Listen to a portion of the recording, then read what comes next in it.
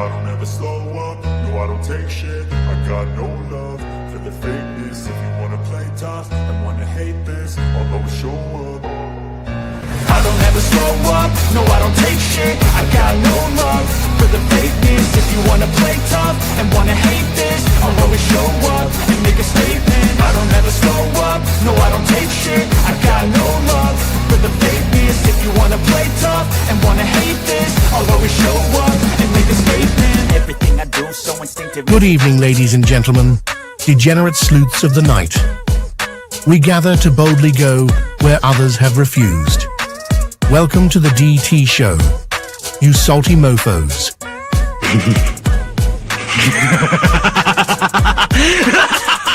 A man accused of killing 4 college students is behind bars and he has ties to northeastern and central Pennsylvania.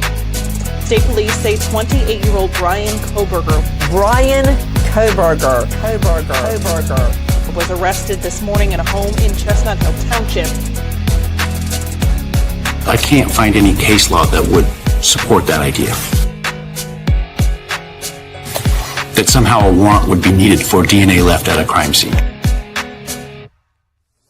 We are expecting to learn more about the allegations against the girlfriend of a Boston police officer who was found unresponsive in the snow Saturday morning. I-Team sources say Karen Reed was in a relationship with John O'Keefe. She's facing charges including motor vehicle homicide and manslaughter. So, the Commonwealth just provided the court with information that causes me grave concern. The implications of that information may have profound effects on this defense and defense counsel.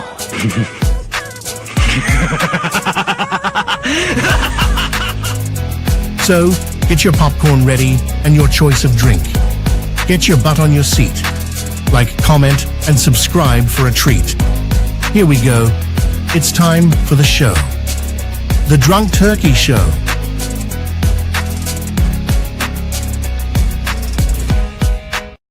What's up, everybody? Welcome back to the DT show. I'm Daniel. Today we got a great show for you guys. I got some excellent guests that are going to join us.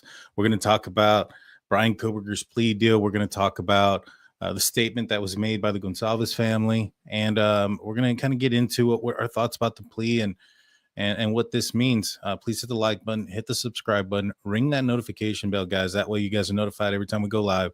Tomorrow there's a hearing. I'm assuming what they're going to be doing is changing he's going to be entering a guilty charge, changing it from innocent or not guilty to guilty. We might get a lay down of the case. We might not. I'm not sure, but we're going to talk about it. We have, again, excellent guests. First, we have former Special Agent Jennifer Coffindaffer joining us. How's it going, Jennifer? How you been? It's going great, Daniel. Thanks for having me. It's good to see you. Good to see you. It's good to see you again. And then also we have Dr. Jamie Bona on the show. How's it going, Doctor? Good. Nice to see you guys. It's good to see you. It's good to see you. I'm not sure if you guys have ever met Dr. Bona. No. Jen, Dr. Bona. Nice to meet you. Pleasure to meet you. So we'll start this off. Plea deal. All of a sudden, over the weekend, big news comes in. Brian Ensign from News Nation breaks it down, breaks it to the world, saying that Brian Koberger has agreed to a plea deal, 4 consecutive life sentences without the possibility of parole. Jennifer, were you surprised at all when you heard the news? Did you feel that something like this might be coming? Well, for me, I saw the whole situation with Brian Koberger as a dichotomy. I saw him as either a Bundy or BTK Dennis Rader. And I've always said that and kind of gone back and forth. Who would he be like? Would he dig his feet in the sand and say, listen, you're going to have to try me. I'm going to, even if I have to go pro bono, I'm going to defend myself. I'm going to make, this thing spread out in time. Even after he was convicted, how he elongated the time frame for actually being put to death by bartering out, where bodies were and things like that. Or was he going to be like BTK, stand silent like BTK that he did, and surprise us with a plea deal? And that's what he did. Yeah, I was quite shocked. I thought this was the guy that thought he was the smartest guy in the room. He was eager to get exonerated, was looking forward to trial. So I was a little bit shocked, based on those things. Dr. Vona, were you surprised at all, or did you see this coming? Okay, so personally, I was shocked, but professionally, Daniel, he does think he's the smartest person in the room. So what better way to do it than to do it? He's now writing the end of the story. He gets to take over now. He gets to think about it. Trials are messy. He gets to take charge again and say, I'm choosing life. So it's almost like he got agency in it again, but in a sick way. But I feel like that robs the family, like the families that were expecting a trial. Maybe they weren't all, though. I don't know. What about the fact that at this point, from what I've read, he's not having to admit anything as far as a confession. He's not going to have to go and say those things. He doesn't have to say where the knife is. He's just going to plead guilty, from what I understand.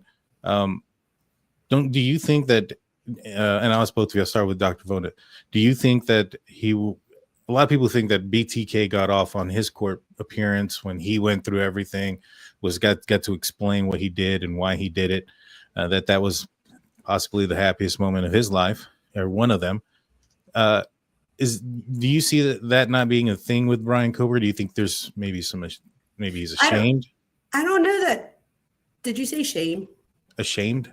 No, he's definitely not ashamed. He doesn't feel guilt and remorse. However, I don't know that he would take the spotlight in that fashion. However, I put my money on it that he will be doing an interview with somebody like Dr. Ramsland, maybe because he knows her soon, so that he could correct the record, if you will.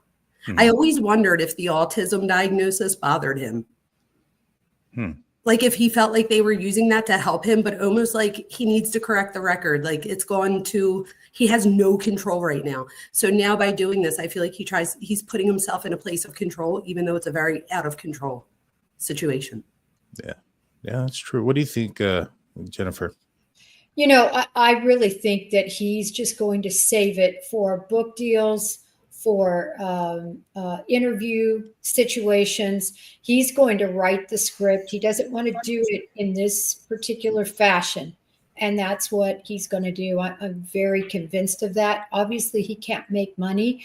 But if you look in Idaho, actually, they do not have Son of Sam laws. And that's problematic, but they do have some laws that provide for monies that are made to go to victims. So unfortunately, I wish there were strict Son of Sam laws. There aren't. So I worry about that. But I think I totally agree with you, Dr. Vona, that he's going to script this on his own time with the people he chooses. He's not going to be forced to do anything, even say, I'm not guilty. He'll make his lawyer do that. I agree.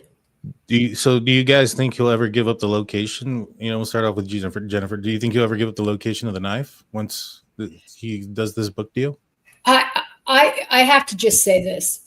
I was shocked when I saw the reporting, and I always preface by the fact it's source reporting. And I'm not saying there's a lot of great sources out there. I don't know how good this source is, but it's source reporting that he's not going to have to say anything. I'm shocked by that. If I would have been the prosecutor, I would have said, I need to know where the nasty clothes are. I want to know exactly what you did to clean up. I want to know the time frame you had. I want to know exactly how you got that car cleaned and detailed, how many times. I want to know if you threw it all in a plastic bag. I want specifics. I want to know what kind of bag, hefty bag, or these just clear plastic bags. I want to know where the knife is. I want to know it all. And I can't believe that is not part of the deal, even if he doesn't have to say it publicly, that he should have to tell prosecutors. I agree with that. I want Jennifer on my team if we have to make questions, because you just rattled off like a million great questions that definitely all of them should have been answered. And I did not know that he might not have to do that. And that's maddening to think of. However, again, I'm not surprised, because now I think he feels like he gets to hold on to the story. So it's almost like by holding on to something, we're still interested. So it's almost like a crusade to still get the truth, but he's the one that holds the key. Yeah. No, that makes sense. Because I mean, my biggest wonder would be that why wouldn't they force him to say that? Because I know And even if they do, I doubt that's going to happen tomorrow, right? I mean, that's probably going to be during the sentencing phase, or because I'm not familiar with this aspect of how things are done. See, tomorrow he's going to change his plea to guilty, apparently. If that becomes a deal where they say, all right, we want to know everything. We want to know where the bloody clothes are. We want to know where the knife is. We want to know, why you chose them, where you came in contact with them. We want to know everything. When does that happen? Do you know when that happens? Yeah, I do. After the individual pleads, after that is when you typically go in as an investigator for, in this case, it would be weeks you'd be interviewing. How about any other crimes? How about everything to do with, obviously, this crime? Everything about your motive. Who, if anyone, did you ever talk to in any way about it? All your social media, Papa Roger.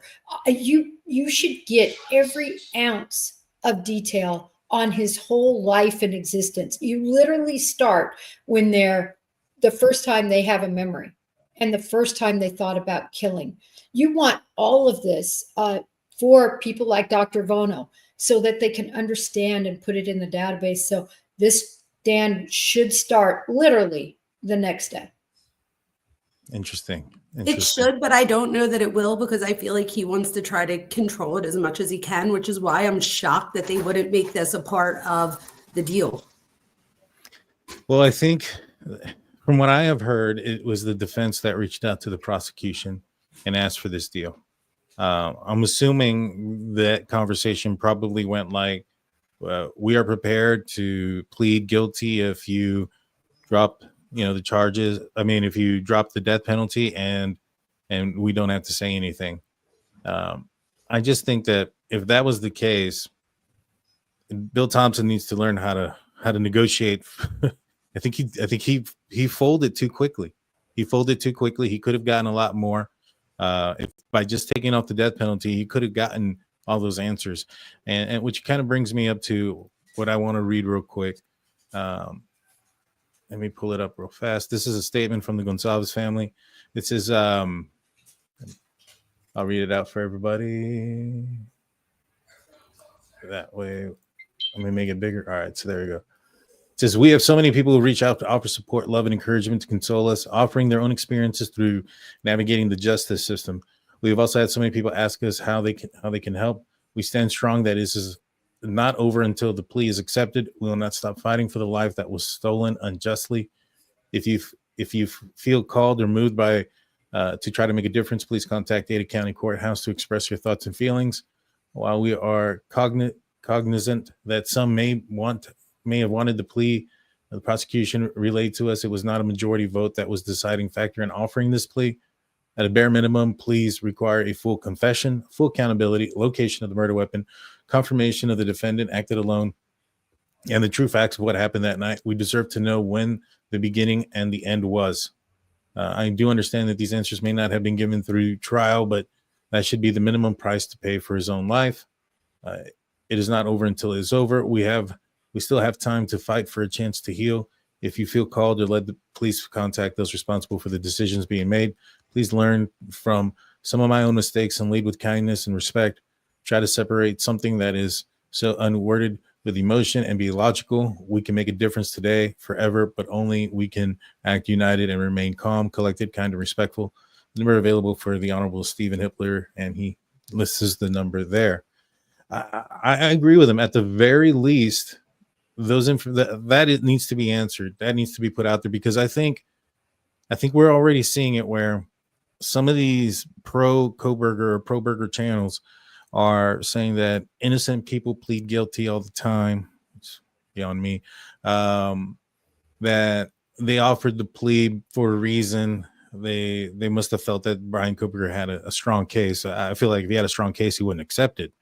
But they're also trying to say that the prosecutors are trying to hide the dateline thing. I'm like, oh my gosh, this is like such a conspiracy. I have a question. Can the judge, I know that the judge could say no to it, but can the judge like put those questions in that you were asking? Like, could the judge say, we could go forward with it, but if you give us, a confession? Go ahead, Jenna. Typically, these are agreements that are made between the defense and the prosecution side. And as long as they have agreement, typically it would be very rare for the judge to insert themselves. So the judge would be looking for the prosecutor to insist on it and for the defense, to hold them to the fire.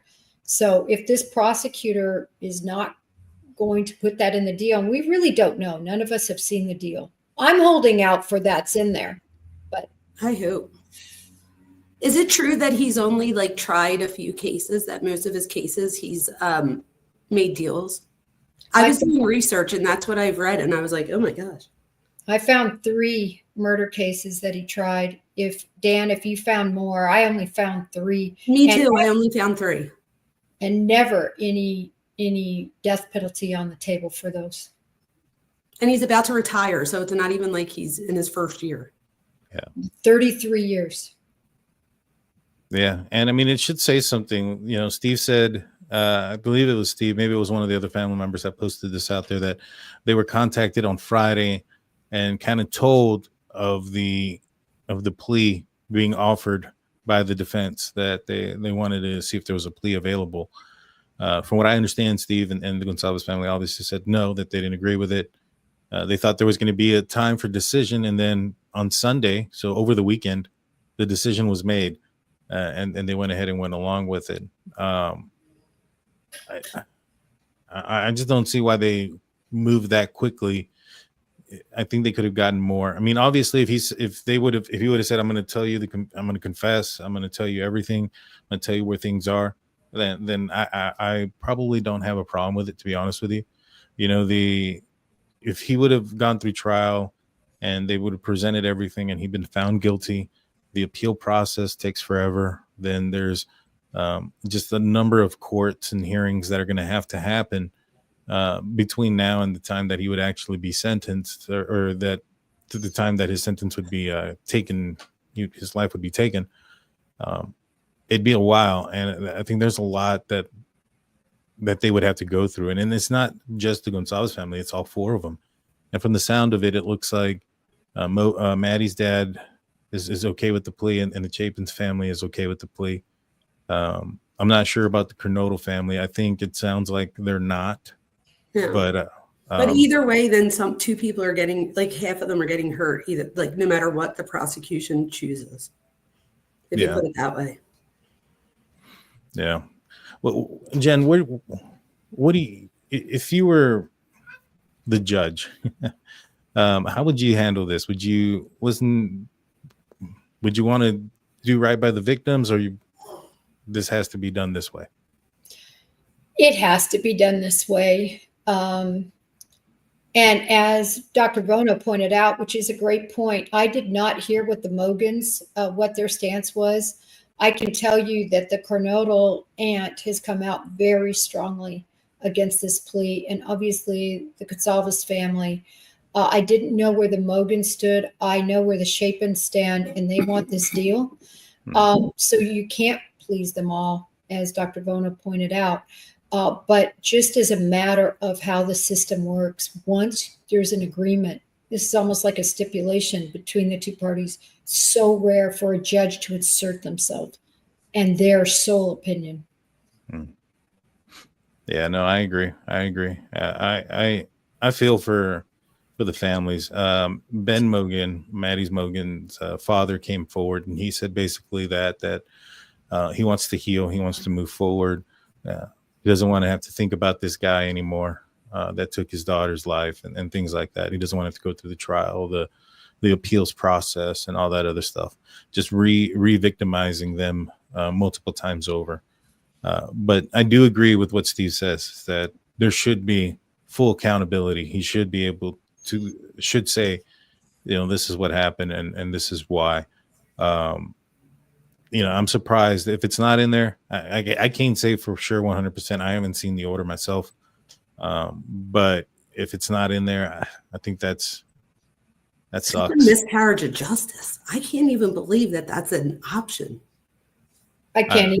Never seen a plea deal that did not call for full details. Yes. I've never seen one. I don't, never. I've never seen one in 28 years. Well, I have a question. So since he got diagnosed with autism, which I don't really think he has, I think he has a personality disorders, but in my opinion, but with the autism thing, could he say, like, if he doesn't say what he did, like, don't they have to prove it? Can I say I did it? Like, don't you have to prove like something? Yeah. So you know what I mean? Like, don't you have to like say like I did this, like, so you know that it was really me and I'm not just saying it? So what happens, from what I understand now, is that the state is going to present a case. They're going to present the case to the judge, and then he's going to accept the plea. But I don't think that presentation of the case is going to be done tomorrow either. I think that's going to be done at the end of July, at the end of the month. And so from what the rumblings I'm hearing. But yeah, I think that's the next process. And I think maybe that's why they're not making him confess in front of everybody, or even to the prosecution behind closed doors, is maybe because there is this presentation of the case. But I think you're absolutely right. Anybody can say that they did it and just plead guilty. I think you'd have to say something, something that only the killer would know. So Dan, in my experience with this, the prosecution is going to lay out their case tomorrow. Okay. They're going to lay out what happened, what they can prove, how they can prove it. The judge, remember, has already seen most of a lot of the information via motions throughout this whole process. But that will have essentially we're going to see it. I mean, we're going to see them say he did XYZ, and then we're going to hear him say he did XYZ. But I totally get your point, Dr. Vono, because the point is the concern of a false confession. Mm-hmm. The judges will ask those questions oftentimes about, what proof do you have? But I think this case, he's seen so much, hundreds of pages of evidence. I agree with that. I also wonder, does anybody wonder, I have two things. One, do you think that the DoorDash thing had anything to do, like, as far as pushing them to be like, do you think that they thought that she wouldn't be seen by the public as credible? Maybe. I think she's credible, but I'm just saying, like, did they think that that was a possibility? Could that have played into it? And two, I'm like, why did he do it now and not in like 3 weeks or 4 weeks? And I'm like, it's 4th of July weekend. Everybody would be talking about it. Could that be it too? Like, not it, but like, could that have something, like, play a role? I think they had this discussion beforehand, Ann Taylor and Brian Koberger. And I think that in the end, the reason why they asked for the plea deal is because they've lost everything except for the change of venue. At this point. They've lost the IGG, they lost the Franks motion, they lost the alternate suspects, they lost the continuance, they've lost absolutely everything. And I think that at this point, there's going to be some things that need to be done. There's witnesses from out of state that need to be coordinated and things of that nature, things that need to go out. And I think at this point, they saw the horizon, the sun coming over the horizon, and then they had to face the truth. And it was either they go to trial with everything being allowed in, absolutely everything in there, that even with the small amount of information that we know, makes it look very strong and compelling that he did it. I can only imagine with all the other evidence that they have against him, that it would probably be even stronger of a case. And so, I think that it was probably because they lost everything. The only thing that they won was a change of venue. And I think if they could go back, they probably wouldn't do that. I agree with you there. Dr. Vono, too, to your point, I think he wants to own this someday. He really, I mean, you let us know from a psychological standpoint, he wants to own this. He doesn't want to be painted as, disabled mentally, that he, didn't do this. And I'm not saying people with autism are disabled mentally. I am just saying that that's what they were trying to say, right? They were trying to say he was. And he'd never been diagnosed before. I mean, this clearly was to get him out if he was convicted of the death penalty, right? Yeah. So I think, like you said, he wants to take control. And he's like, I don't want all of these people coming out and saying I'm, not sound. It's narcissistic injury, right? So he's like, and I almost feel like that's what's like eating at him. He's not remorseful. He doesn't feel bad. He's not even afraid of being put to death. For him, it's more about thinking that he had like the final word or that he wrote the end of his story, which then goes to control and power type thing, or control. At least I feel like he has a lack of identity, and now he found an identity in this. And people were saying like now he can do his studies, and I'm like, no. He wants to be studied now. Like now he would want people to be like he's the new BTK, like you were saying, like study me and I'll be alive for the next 60 years and people can come and rack my brain. And after Ramslin's gone, the next people will come. And I think that he's going to do just that. I think he's going to like bit by bit us type thing, not give everything at once, but be like little pieces so that we keep going back. So do you think that the plea deal was him thinking, all right, I've lost this, the evidence is strong, I'm not going to be able to correct the narrative until the appeals are done, and that's going to be decades maybe? Yeah, not just that, but like he probably saw all the evidence against him and was like, this is all going to come out about me. And that's like, he really would have no control in that moment in court, right? Like he has to just sit there. So this gives him a little bit of that power back to where he can rewrite the narrative or write the narrative the way he wants it to be seen, in my opinion. I wanted to ask you guys really quick on this afraid. In my opinion, and this is based on others that have committed similar type crimes, he doesn't want to die. No. He does feel fear. He feels fear. Yeah. Okay. I wanted to. I'm glad you said that. No. He definitely, he doesn't feel guilt and remorse probably, but he feels fear. But my thing is that it's not necessarily like a morality thing, or it's probably not even the death penalty at this point that's getting him, even though he fears that. It's probably more of him correcting the record. I don't know if he gets to know that all these people in YouTube are talking about him, and if so, what are they saying? There's that new guy that came out and said that he knew him from childhood, and here they're like 11 years apart, and the guy's like, he could have never done it. He's not strong enough. Like, who knows how much he's being told this? This is all like narcissistic injury over and over and over. Yeah, I see everybody's point. I mean, there's going to be some information that was going to be coming out. They were going to try to allude that this guy was sexually motivated. It was a sexually motivated crime. I strongly believe that. I know that, Jennifer, that's what you believe as well, that this was sexually motivated. I think it was multifaceted. There was a lot of things that were going on with him. I think he was searching for himself, and I think he was trying to feel some emotions that maybe perhaps he was getting off of when he was talking to some of these people that were reaching out to him that committed violent crimes on his Reddit survey. So all that does make a ton of sense. Kind of going back to what's next. So tomorrow's the sentencing. Tomorrow, the prosecution possibly could lay out their case. The plea. I mean, the plea. I'm sorry. Yeah, the plea is tomorrow. The sentencing comes after the fact. Why is there such a big gap if there's a plea deal already in place? There's a huge gap because typically in these plea deals, there are things that he is supposed to be doing.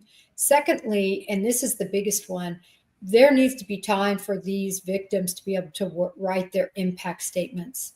And that needs to be afforded to them so that they can, make their case to the judge, even though, as you said, it's in the deal, right? It's life without the possibility of parole and no appeals.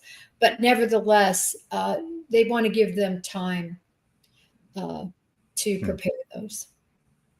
Close says that's the problem with full allocation is no way of guaranteeing the truth. It is a good point. That is a good point, right? Think about Chris Watts, how many times he's changed the story about what happened. So in that case, like when he did it with the author, that could have been, to almost like to placate to her. And then you talk to somebody else and it's like to placate to them. Or again, just keeping himself in the story by changing it up so that everybody talks about it. Excuse me. But I think it's something where like we're going to see like that. Yeah. Natalie James comes in. Thank you so much, Natalie, with $49.99. So it does seem logical that BK would have to say anything after he pleads to guilt and the court accepts it. If the families were going to get details they want, I believe the letter about the plea would have afforded them that comfort. I agree. I agree. That sucks. You know, Jen, I'll ask you this. When does, if, or does it, the evidence become unsealed and people can research this? You know what? Different ththings that are sealed, we might never see, ever. That's been. I think, the things that have been marked out, in other words, like as an example, and you can understand why, the third party culprit motion, that should remain sealed, because if those names get out and whatever evidence they had that Judge Hippler said was nonsense, can you imagine what social media and what people will do to those people? Look at what they did to Hoodie to Jack, right? The hoodie guy. Yeah. Both the Jacks. Yeah, both of them. You're right. So a lot will just remain untouchable. So I'm thinking that maybe perhaps, and I've put this out there. I think the first thing that, if anything gets unsealed, the first thing that's going to get unsealed is the traffic stop where Brian Koberger is arguing with the officer, and he has to give him this phone number. I'm excited to see that one. I want to see that one because that night he was allegedly within 100 meters for a significant amount of time to the victim's residence. I want to see what's inside that car. Does he have a notebook? Does he have a tablet or writing utensils and those things? But I have no idea when those things will be released to the public. So there's an Amazon Prime movie coming out, or docuseries coming out, that I think is going to be featuring with the Chapins and Hunter and his girlfriend, the female that was with him when they came across when they called 911 the next morning. I guess we're going to find out some more information there. I guess there's no worry about violating any gag order now. Do you think that we're going to find out more stuff though? Do you think that things are going to break? We're going to get any information at all? I think we will. And I think a lot of people are we've already seen it, right? They're going to start coming out of the woodwork. I mean, you can expect a huge deal with Dylan Mortensen that somebody's going to make. Bethany Funk. You're going to see this all over the place, in my view, and it's going to be their truth and what they want to say. But unfortunately, will we get the phone records to back what they say, right? Will there be corroboration? I think they'll have a lot of freedom to say whatever they want and portray their truth. God, talk about conspiracy theories. If they start telling their stories and they don't release the things to back it up, people are going to make all kinds of stories. That's horrible if they don't. Yeah, that's one of the reasons why I want them to make him forced to say what he did, or at least disclose where the murder weapon is, something that only the person that committed this crime would know. BK needs to tell where the knife is as a part of the deal. That's because the supporters still think he's innocent. It's ridiculous. 100% C minor op. 100%. Let's see. I don't think he would ever tell where it's at, because I feel like by telling where it's at, he gives up his last chess piece type thing. I feel like he would want to hold on to something like that, because that's something that he knows and that he could fantasize about. But you know what I would see him doing? Yeah, tell me. Say, I threw it in the river. I did this with it where it can never be found. And then it's really not true. And what they were just saying, right? That we don't know if it's going to be the truth, even if he does tell us something, right? Yeah. You guys, I am so sorry. It is my son's birthday. Oh, happy birthday. Yeah. So we are headed to a big dinner. Dan, thank you so much for having me. And Dr. Vona, I need to have you on my show. I would love to. Dan can give you my information. All right. Definitely. Dan, I appreciate it. It was great to meet you. Great to meet y'all. All the best. I'll see ya. Bye-bye. Bye. Thank you, Jen. That's Jen Kopfendaffer. Make sure you guys go subscribe and follow her. Her information is in the description. So Kel asks, how much did his dad know? Asking if anyone else was arrested. And I was going to get into this. So one of the things that I have known for some time now is that, well, in Howard Bloom's book, he wrote that Brian Koberger's father flew directly from Seattle, from Philadelphia to Seattle, and then from Seattle to Pullman, which that's not 100% accurate. There's a night flight. It's super inexpensive compared to the other days that flies into Pullman. But from what I understand is it was delayed and he had to fly into Spokane the next day. Now, him traveling across country isn't, after these murders and stuff, it's suspicious. But Brian Koberger had told his attorney, Labar, the court-appointed attorney in Pennsylvania, that trip had been planned for some time. Now, I've come to find out, I don't have the proof about it yet. I'm hoping to get that in, but I've come to find out that ticket purchase actually didn't occur until after December 7th. So, meaning that the purchase of the plane ticket happened when the Bolo came out. Now, one of the other things that I have learned was that apparently, and so JLR had reported this a while back, that one of Brian Koberger's sisters had called the FBI while Brian Koberger's father was en route to Pullman to pick up his son on that Christmas break. What I've heard is that's true. And the speculation behind it, because there's speculation behind it, but the speculation behind it is that tip went in and then they decided to go fly out and get him, meaning somebody got worried, probably his mom, if this is true. So I say that to say, if all that information comes out that maybe perhaps his father knew, there was that question, right? Did anybody else get arrested? His father had just driven with him.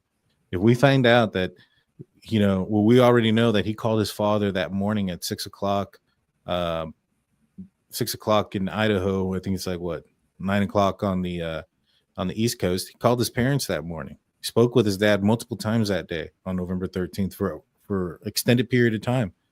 Then he's flying across country and going back with him after the Bolo comes out. So to that question, did anybody else get arrested? Does that hold any weight to you, Mr. Bona? Mr. Bona. Dr. Bona? Does that hold any more weight to you as far as, do you think Brian Koberger I think Brian, I think he said that because of other, how we'll see that he looks at or he takes quotes from other movies and stuff. I have a feeling that that's probably something another serial killer asked. I think it is Ed Gein, maybe might have asked. So I think that could have been about that. The other thing I will say, and I'm just playing devil's advocate, what if I know that the parents don't have a lot of money? A lot of times, around here, especially, and I'm only an hour and a half away from him, so I can't imagine that it's much different where he's at. But people always be like, wait until the last minute, you'll get deals on people that cancel. Could it just be that they had it planned and the dad was waiting or maybe they didn't have the money until last minute? I'm just trying to play devil's advocate. How will we find that out unless, I guess, they tell us that? Right. So that's why there's a speculation aspect. The speculation aspect is that the timing in which this went down, it happened after December 7th, after the Bolo of his vehicle. So, it's a situation where we have to connect the dots. Is it proof beyond reasonable doubt that Brian Koberger's family knew?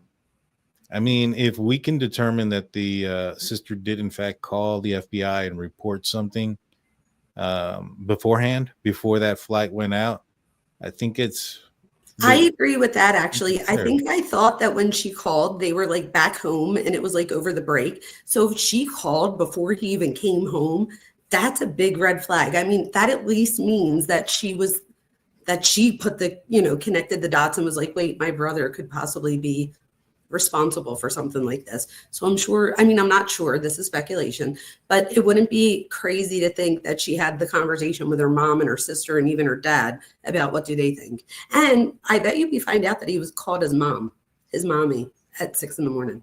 I wouldn't be surprised. I know that Dateline mentioned that there was a conversation with his father for an extended period of time. I know that they put in the chat that Brian Enton had posted something referencing Brian Koberger's family wanting to maintain privacy and things of that nature. Don't want to talk. They do. And again, I don't know if they know, right? They may have just been suspicious. may have gotten scared and been like, oh my That's God. what I think. I think they were just suspicious and they were putting two and two together. The thing with the cell phone before.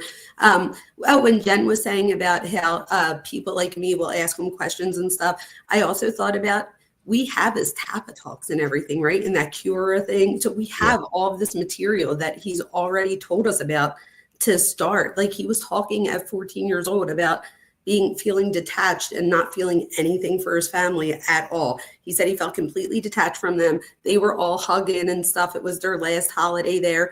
I think that was the year that they filed for bankruptcy. I think that had a huge effect on him.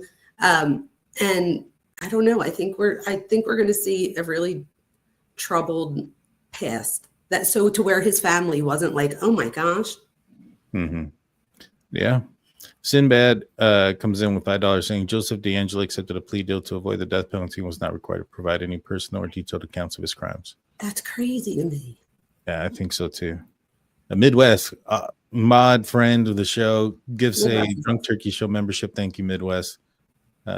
GSU comes in with their membership for 1 month, streaming the hearing live tomorrow. Yes, I will be.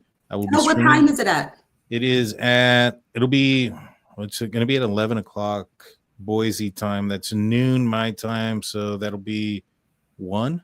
Yeah, perfect timing because I finally finished my summer class, so I like to pretend that I'm 18 and sleep in a little bit, so that just works out perfectly for me. There you go. Well, I'll be going live if you want to join. We can do it. I will definitely. You'll see me around. I'll be there, and I could join too if you want. Well, I'm dying to see what's going to happen and what we're going to find out. Yeah, me too. But yeah, I'll be streaming some answers. Yes, I hope so as well. Even if the prosecution lays out the case and he has to agree to it, even if he's not the one that says it, I feel like that might but if he's just able to say I'm guilty and that's it, that to me is mind blowing because anybody could say that. And the pro burgers are going to go crazy over that. The pro burgers are definitely going to go crazy over that. The difference is I think that the state is going to present a case that says that he is guilty. And that's what I'm hoping. They're going to present the case, but at the same time, the pro burgers are going to say, oh, this was planted, this was manipulated, that's AI. What else did they say about me? I have a time machine. They'll probably say something like that. I mean, there's so many things that they'll say. I'm the lady now. It's you and the lady. So who's that lady he has on? I'm like, okay, that's me. I'm proud of it. I don't care. I'll be the lady. Actually, I said I'm Dr. Bitch. Have a seat. No, I'm just joking. I wouldn't have a seat. I've said some pretty bad things. I'm not gonna lie. I'm just joking. You taught me that it's not even worth bothering to get upset about, and you're so right. That's true. That is true. Squeaky wheels. Yes. Challenge Daily comes in with their membership for 28 months. Wow, over 2 years. Thank you. Wow, that's amazing. This sucks for the families. I agree. Christy 10 comes in with $9.99. His dad was way too relaxed when they got pulled over. Brian was freaking inside while dad was chatting and giving more details than Brian. You could see it on his face. He gives his dad this look like, shut up. But he can't, his dad's not looking at him. I agree with that. But don't you think that his father, once he hears about this guy that's, Brent Kopaka, his life has just gotten taken by SWAT. He had threatened his roommates. Don't you think that could have given his father some sort of false sense of security, thinking that, oh, that's the guy that committed this crime, not my son? Maybe that's why he was relaxed. I 1,000% do. I don't feel like they had a relationship. I don't feel like he has relationships with anyone like that. So I feel like he doesn't have that relationship with his dad where he could just be like, Dad, let me tell you something. Like, don't tell no one. So I feel like if anything, by telling the dad that story, or however the dad found it out, if it was on the news, whatever, that absolutely gave him a false sense of security. Like, oh, maybe it wasn't my son. I wouldn't even be surprised if he didn't call home and say, you know what, you guys, maybe we're wrong. Like, there's another guy out here, da, da, da. Like, and again, we would want to do that. That's bias. Who wants to believe that their child is capable of something like this? Yeah, I was going to say, he's probably looking for things to settle his mind. He probably looked in the car. Was like, man, there's no blood in here. Yeah, and think about it, right? If one of our kids did something horrible, I would assume that you would also feel like, where did I go wrong?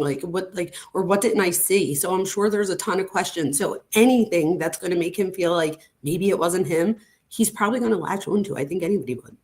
Yeah.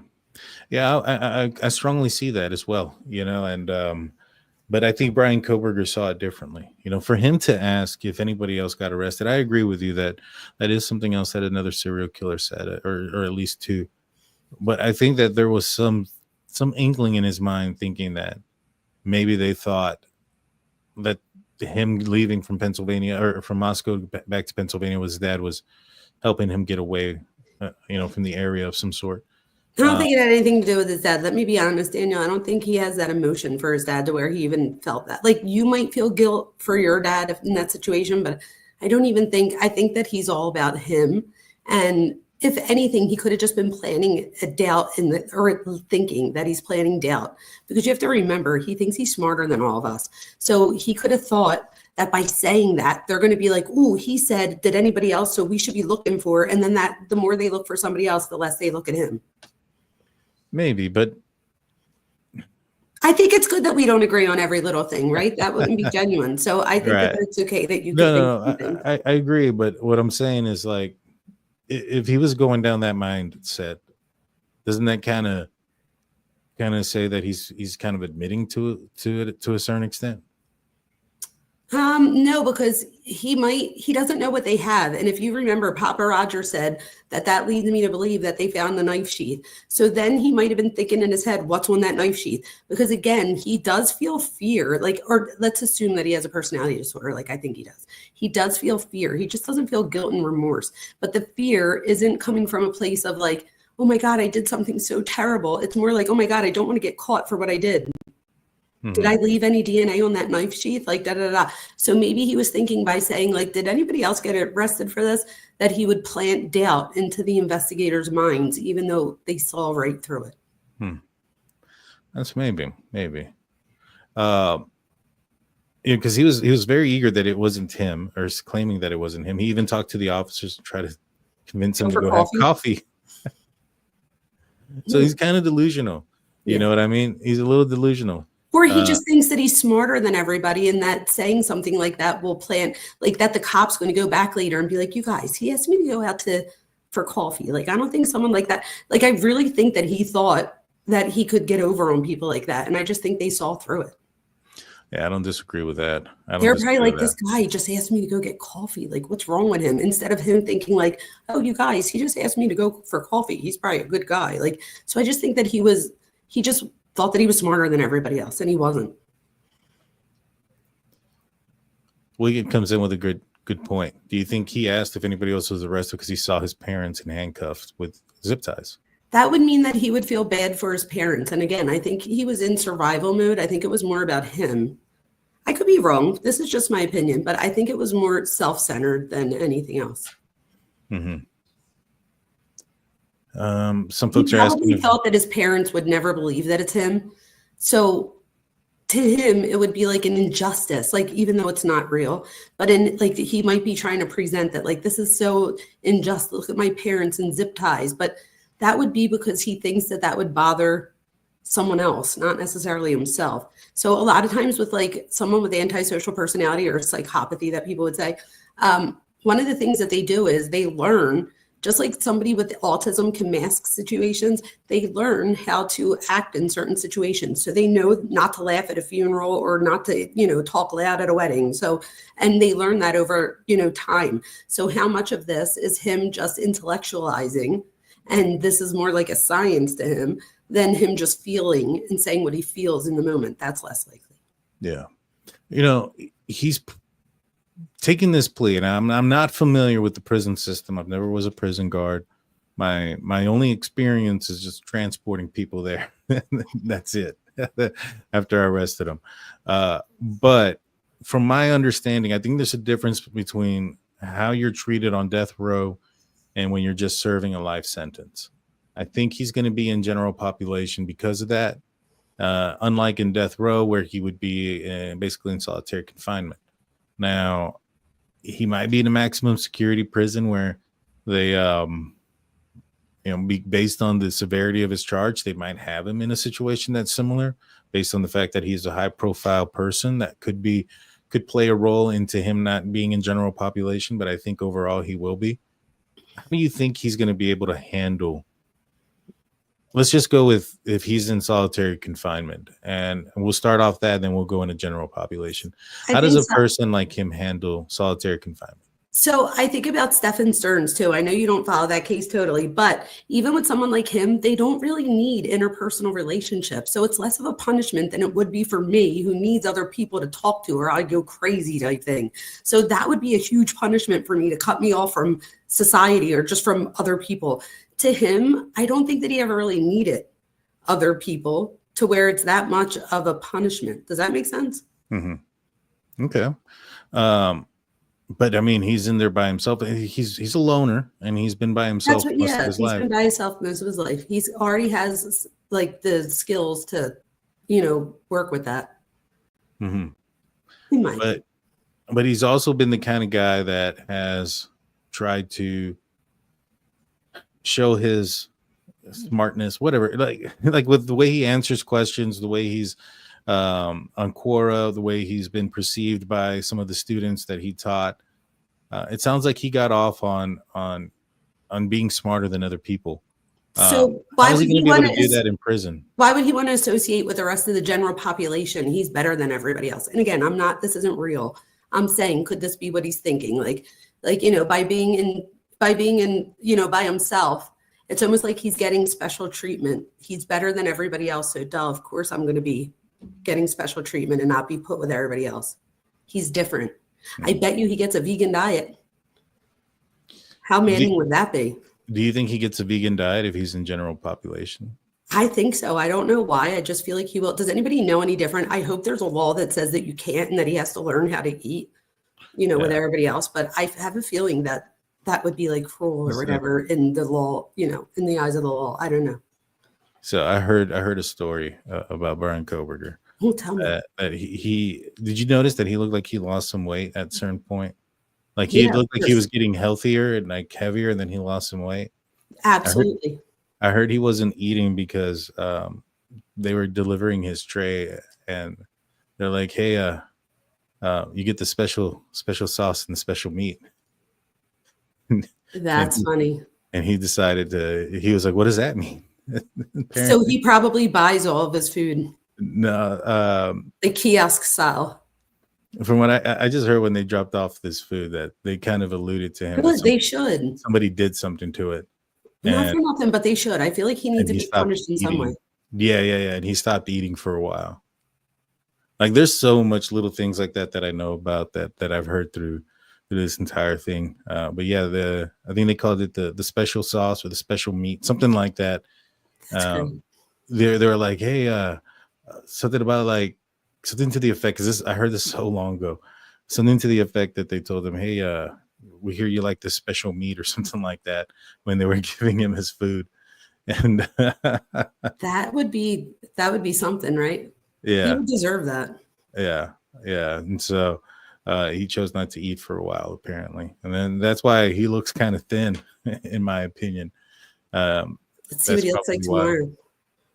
Yeah, I'm so anxious about tomorrow for some reason. Do you think he's going to be wearing an orange jumpsuit? Do you I was just going to ask you that. I don't know. Because he would be pleading guilty, right? So technically, I mean, unless he comes in the last time as not guilty until he pleads guilty. But I don't know if that's like a law question, if that's different in every state. I don't know how that works. Yeah, I don't know how it works either. I'm thinking now back on BTK, he wasn't wearing a suit.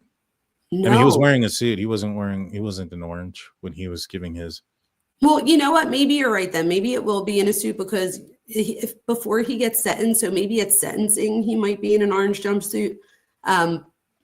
We'll probably see him in the suit tomorrow.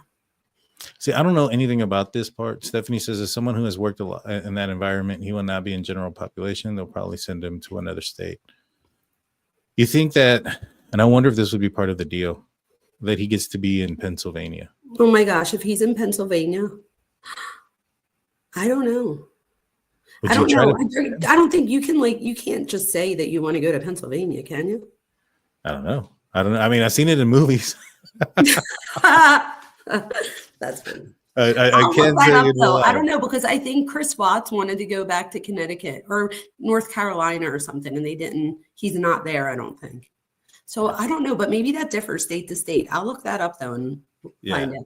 I have no idea. I have zero idea. I saw that one movie, Law Abiding Citizen, and he was able to do a lot of weird stuff. Well, what about with the brothers, the Menendez brothers? Remember they thought they were going to leave together and they split them up at the end. And so I know that they definitely have the right to put you, because you no longer have rights once you're convicted.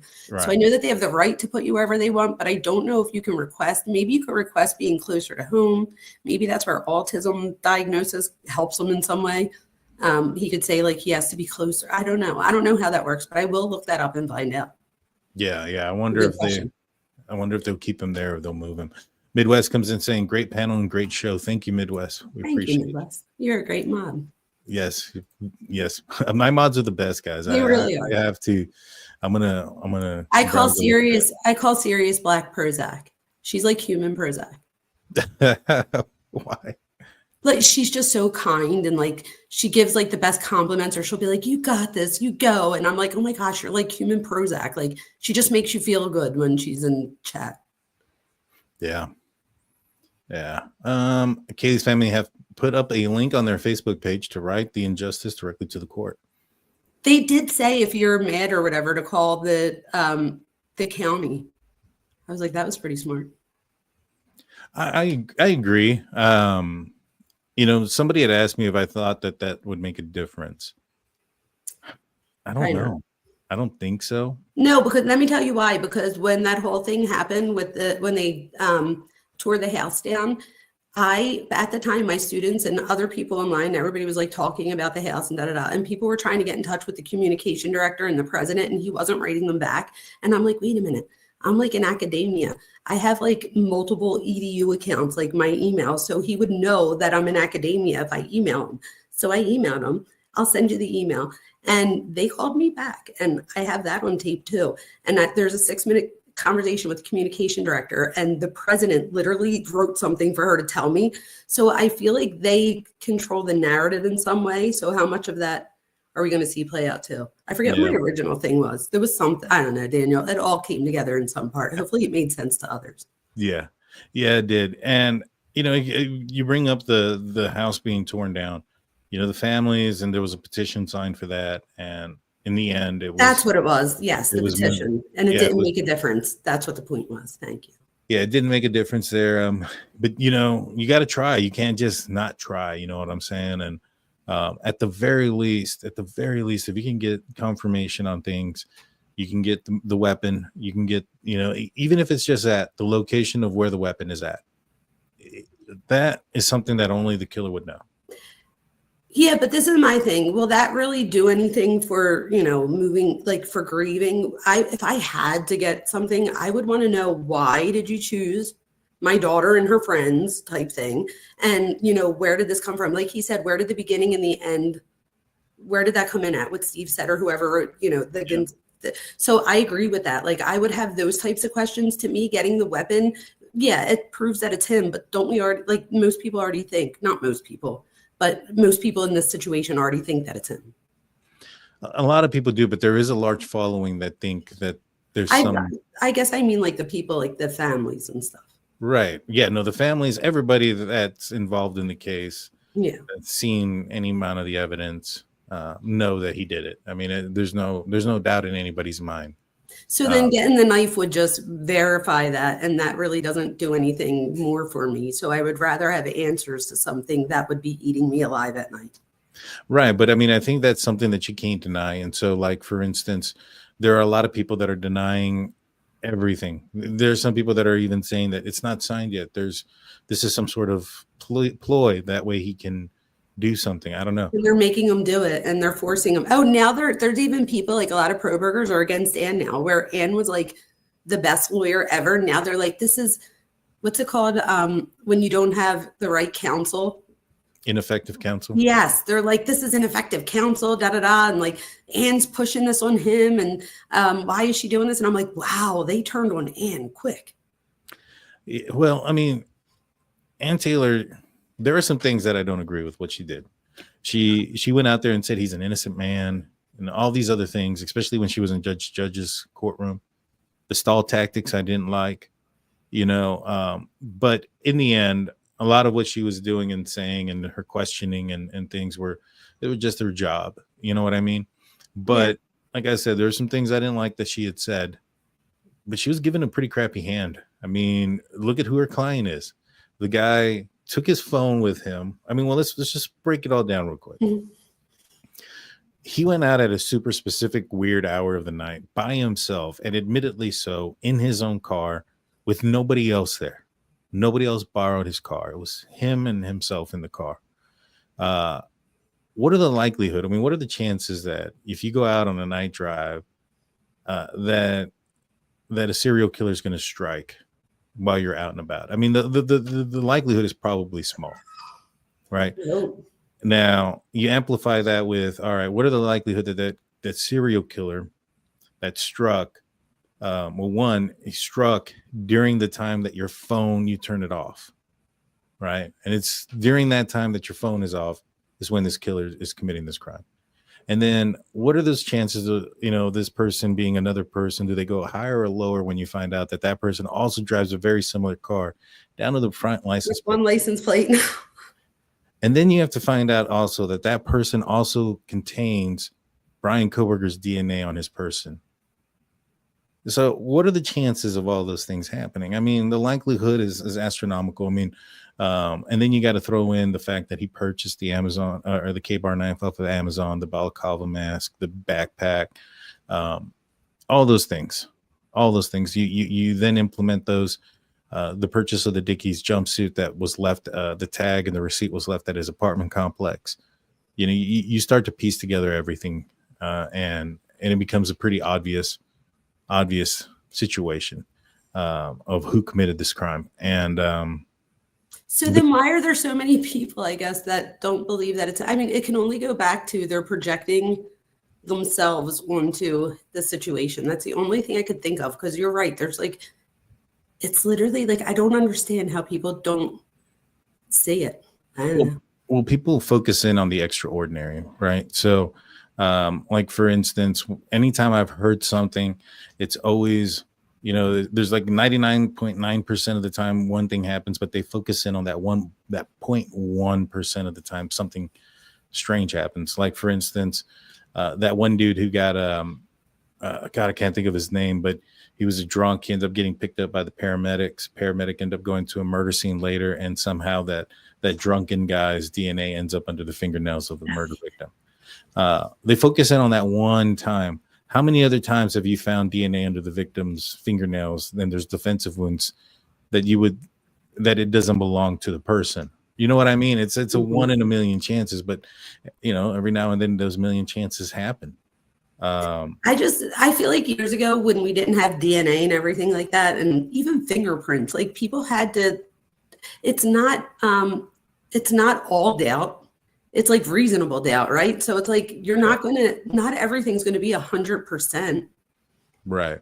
Yeah. Well, that's one of the things that they're doing in this, that they were trying to do in the Bryan Kohberger trial. So what they had a camera on Ridgewood Way, and then a camera on the Linda Lane, and then another camera on King Road.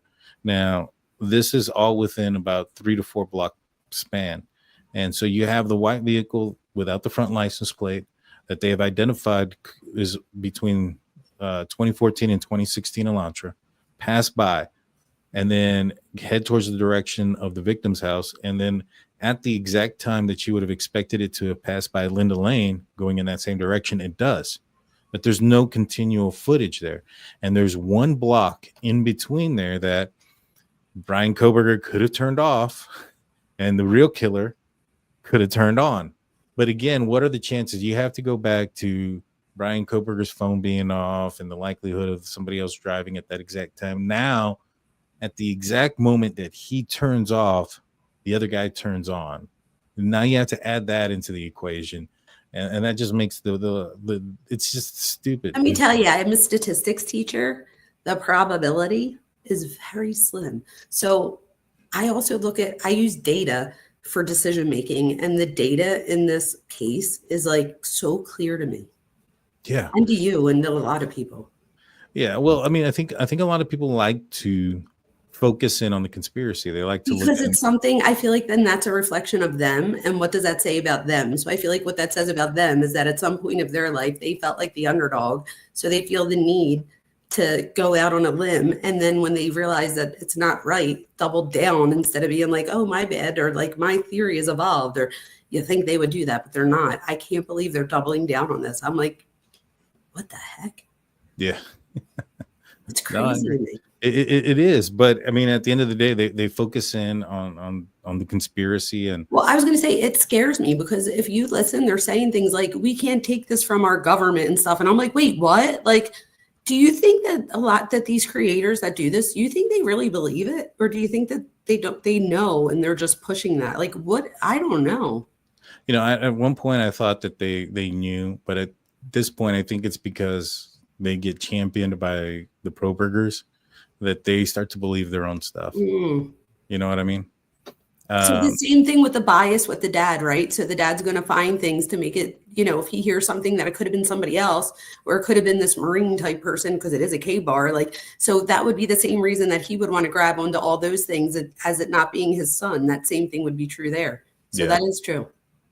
Yeah. Sam asked about Koberger's experience in general pop. So if he does get into general population, how do you think somebody who has the potential personality disorders that he has, how is handling general population for somebody like that? I would say that a lot of the people in this, he would go in like like he's not going to be going somewhere where people just did something small. So it's going to be other people that are like him. So I think if anything, he's going to like meet a bunch of Brian Kobergers, if you will. So he's not going to be with people that aren't like him. If anything, these are going to be like-minded individuals. They're probably going to tell him about their crimes. He could tell them about theirs. Like, so I think a lot of people are thinking that he's going to, you know, what was his name? The one that got killed in prison, Jeffrey Dahmer.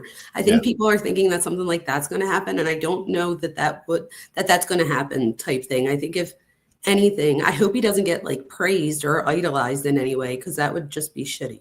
Yeah, no, I agree. Close as the defense approach the state confirmed. That's what I understand as well. You know, going back to Brian Koberger, finding other Brian Kobergers and to these pro burgers, I think you're right, because what I've noticed with some of these creators and some of these folks that believe in the conspiracy, or the persons that have been accused of crimes, is they see themselves in them. They'll often say, this could be anybody, this could be us, this could be you or me. They often don't say that Steve could be them, the victim's family members could be them. They don't put themselves in the shoes of the victim or the victim's family members. They put themselves in the shoes of the criminal. It's weird. That is weird. You know, there's a name, hyperstophilia, is for the women that like wind up writing them and like falling in love with them. But there's a whole group of people that aren't in that camp, but they just back them. And again, I can't think of any other reason than that it's like projection of yourself. Yeah. Yeah. Well, I mean, they often say it. This could be me. This could be you. Whether it's this case, another case. I know there was one creator in the Richard Allen case was going, we could all be Ricky. And there's times where they'll say, well, I da-da-da, or this happened in my life, so if that could happen to me, why can't? And so you're right. So they're actually comparing themselves in some similar way. And I don't know, I guess by people then subscribing and liking and commenting, that just fuels it to keep going. It's a shame. So do you think that Brian Koberger would want to be in general population if he had a choice? And he felt that's a good question. I don't think that I know enough to say. I think that as long as he felt that he had some control, that would be more important. But that is a good question, because again, I think either way he would figure it out. Like, again, he's an intellectual, so it's almost like 2 + 2 = 4. So he'll figure out a way to make it out either way. But I could see how he could survive in either environment. I don't think he's making friends with anybody in Gen Pop, but I also don't know that the other people in Gen Pop are trying to be friends with him. So, or anybody else for that matter, because you don't know who to trust. I'm sure after a while, if you're going to be there your whole life, there's somebody you might trust, but that's also very rare. People have to remember that these aren't that. If you, and again, I'm not talking about a small crime. I'm talking about other murderers and stuff like that. So if he's put in that same, with like-minded people, it might not be the way that some people might be thinking that it could be if they're putting themselves in the situation. I just saw this. I agree. That's who they are. That's hilarious. Man. So do you think we'll hear him speak? Do you think he'll say that he's guilty, or do you think he'll leave that to his lawyer? He has to. If he doesn't have to, I don't think he would, but I would hope that he would have to, because no, but he didn't have to when he stood silent, right? He stood silent. I don't know if he's going to have to by law, but I think he should have to. Yeah. Well, doesn't the judge have to say to him, like, Mr. Kohlberger, isn't this your, did they tell you that you didn't have to do this? Like, my friend was murdered when we were 29, and we went through 2 trials. There were 4 people that eventually get convicted, but there was a hung jury the first time, which was horrifying.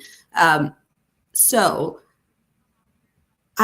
the judge had to go through and like ask them questions like, did your lawyers or did anybody promise you anything?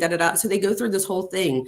So I would hope that the lawyer can answer that stuff for him and that he would have to, but I guess we're going to see tomorrow. Yeah. Yeah. It's going to be interesting to see how this portrays, what do you think about the fact that they tell the family, hey, we're going to accept a plea deal. And they tell you on Sunday night, and via letter. Via letter. And then it's not until today that they find out that there's a hearing on Wednesday, or yesterday that there's a hearing on Wednesday, given how, no time to plan to get out there. Nope. People have to take off of work. There's grandkids involved. Like, there's just so many things that they would have to prepare for. So I feel like this is just re-victimizing the families. I agree. I think there should have been a little bit more time. To me, that tells me the trial wasn't tomorrow, right? They could have waited another 2 weeks and like told the family, like, we're sorry, this is what's going to happen, but give them a little bit of time to digest it. I agree 100%. And then also, kind of give them the peace of mind of what it is they're either going to present, or that Brian Kohlberger is going to be confessing or saying everything that he needs to say. Something to do it this way tells me that this screams out that they weren't offering him a plea deal because the family didn't want one, but that they were hoping that they would have gotten one. And as soon as they got the offer from the defense that they wanted one, they hopped on it real quick before he turned it away. And I'm also assuming that this isn't the first time that Ann and the prosecutor have worked together. And if he's taken, like Jennifer said, I only found 3 murders that he's ever prosecuted. So I'm sure that there's a lot of like low-level drug offenses and stuff that they've already worked with each other over the years. This is the end of his career. So maybe they've worked together. Like, maybe he knew that there was a huge possibility that she was going to come in at the end and ask for a plea deal, because they probably know each other's strategies to some degree. I mean, maybe. I think that Ann Taylor probably had that in her back pocket, knowing that was something that he was doing. So don't you think she would have done that before, though? Like, even if it wasn't to get the death penalty off, but like to get somebody out of something bigger? Like, I feel like this would have been, or that she knows that he has taken pleas in so many of his cases that this was even a possibility. Well, I think at the time that the only thing that they could have offered was taking the death penalty off. And I think they were trying to do a lot of things to get the death penalty taken off. And so they were going to wait and see if they can get the death penalty taken off, whether it be because of his autism, allegedly, or any of these other factors that they are indicating that there should be reasons for it to not be there. That way they could go in and take the gamble, right? Because they're not, the risk isn't his life and a firing squad. And so I think that once that got dropped and the continuance got dropped and now it's time, I think they decided to do what they needed to do. I am kind of shocked that it came in now, though. Yeah, I was gonna say, I'm so mad that they didn't do this 6 months in. Mm-hmm. Well, there was a lot of things that were going on then still, right? There was, evidence, and they thought that they still had, supposedly thought they still had the call detail records that they were supposed to get. There was a lot of things that. But to think that he was just going to fold at the end, it's like, I don't know. It's like almost like he's not just like collapsing. He's like, it's like taking the coward way out. yeah, like, and like he's in charge of it. Like he's doing it. So it's like on his terms, which is just annoying. Do you think that there could be things that are brought up in trial that could be embarrassing to him? I think that there are things, I don't know. So I'm sure there are things that could be embarrassing, but I would think if anything, just the fact that the prosecution's going to put on this whole case that he can't just jump in and be like, nah, that didn't happen. Or like, nah, and stop them. Like that didn't happen. Like, so the fact that he can't take control in that sense, I think played a role in this as well. But I also think it's like you said, they tried everything else first. And then they probably were like, what do we have to lose? Let's make them an offer and see if they'll take it. And they took it. Yeah. There was no negotiation, I don't think. Like, that doesn't even sound like there's a negotiation. What else would you ask for other than we'll play if you give us the, like, they're not going to say, oh, he's going to tell us everything and give us the, like, that's going to be for the prosecutor to be like, wait a minute, he's going to have to do some things first. All right. And that would be maddening if they didn't do that.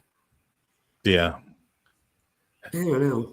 Would you, if you were in charge and Bryan Kohberger said that he would tell you everything and give you the location of the knife if you allow him to be to serve his sentence in a Pennsylvania prison, would you do it? This is the thing. So I would think that I would want to, as like a human being, to go see where the knife is and stuff. However, I would assume that as law enforcement, I'm sure there's other people that have said things too. And who knows, like, are you going to use all this manpower to go search for a knife, not knowing if it's there? But I guess if there was something that you could tie it to, like, if you give us this, we give you that. That's why I think, like, why are they giving in like this? Like, they should have, like, I feel like this is their opportunity to say, if you don't want the firing squad, you have to give us where the knife is. And until we find it, you know what I mean? Like, I feel like it was in the cards. They could have done it. And if they don't do that, that's just mind blowing. Yeah.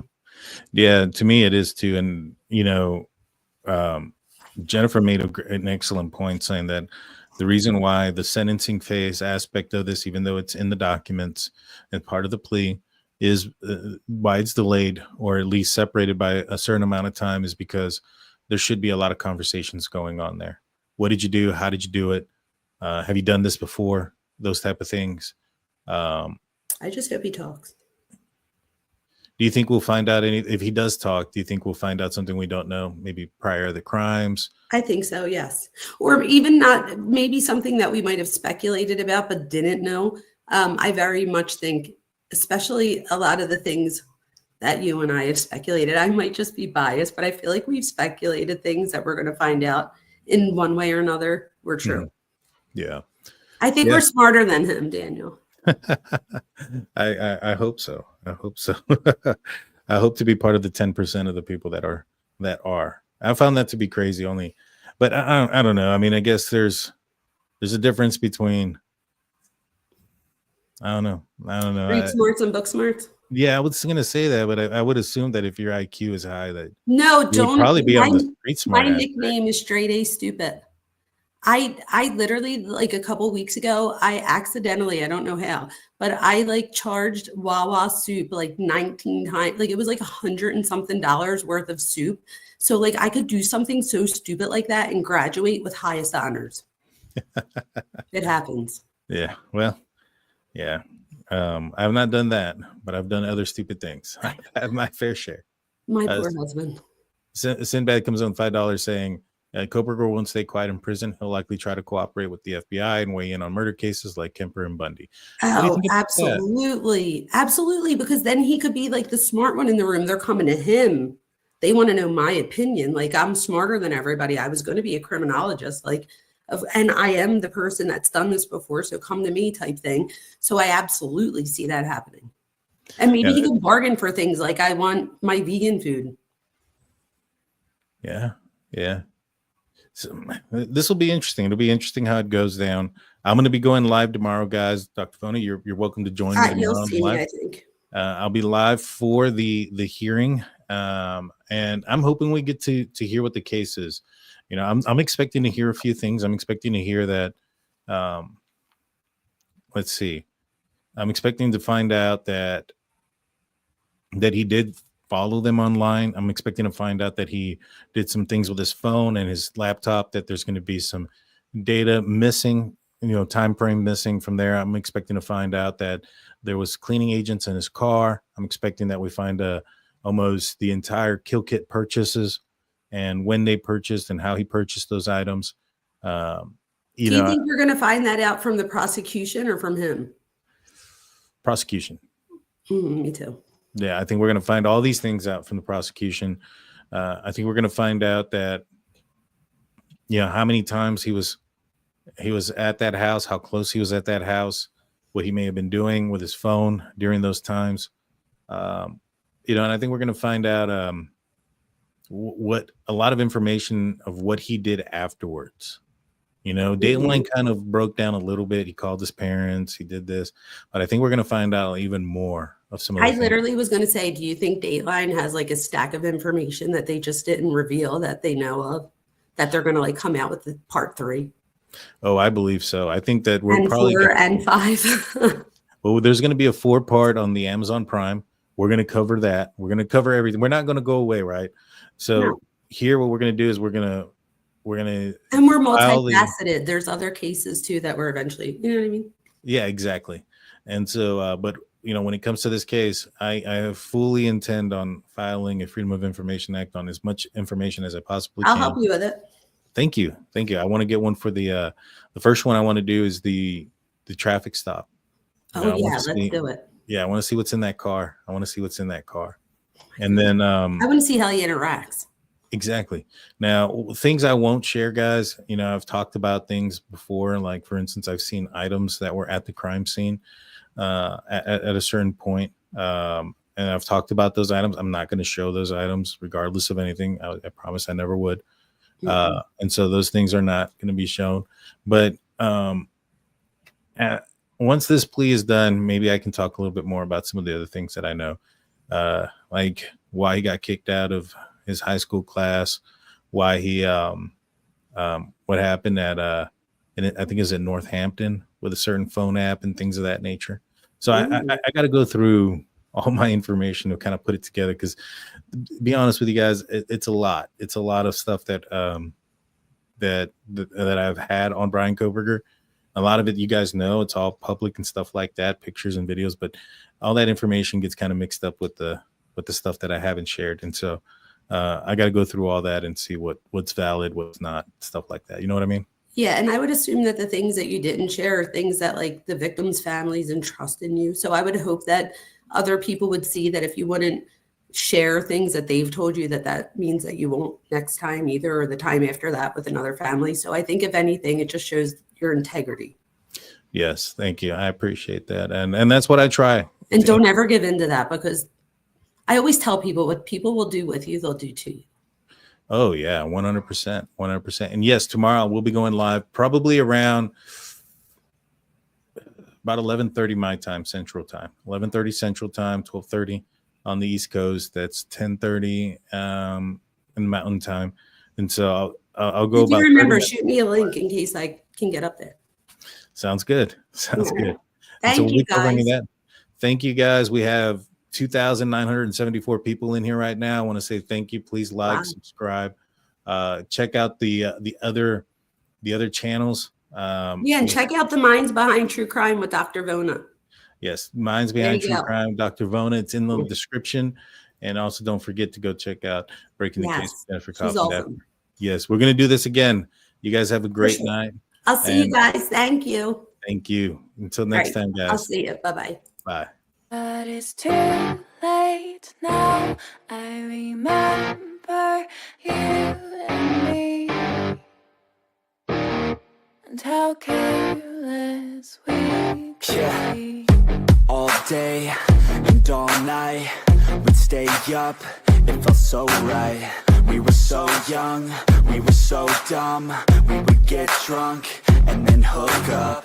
We were okay, we were alright, staying awake till the sunrise. We were in love, couldn't stop us, like a good drug, never run. We hook up in my car, driving so far, play your guitar, you'd show me your heart, let down our guard. parts, think with our hearts, stare at the stars, we were never apart. Drinking too young, way too much fun, out in the sun, hoping when he's gone. Took you to prom, dance to our song, dance all night long till the lights come on.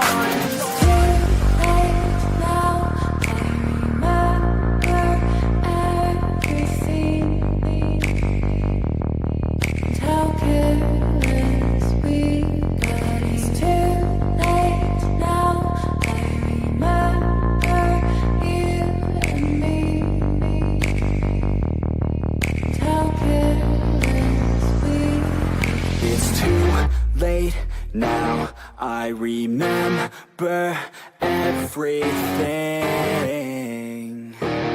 and how careless we could be, and how careless we could be.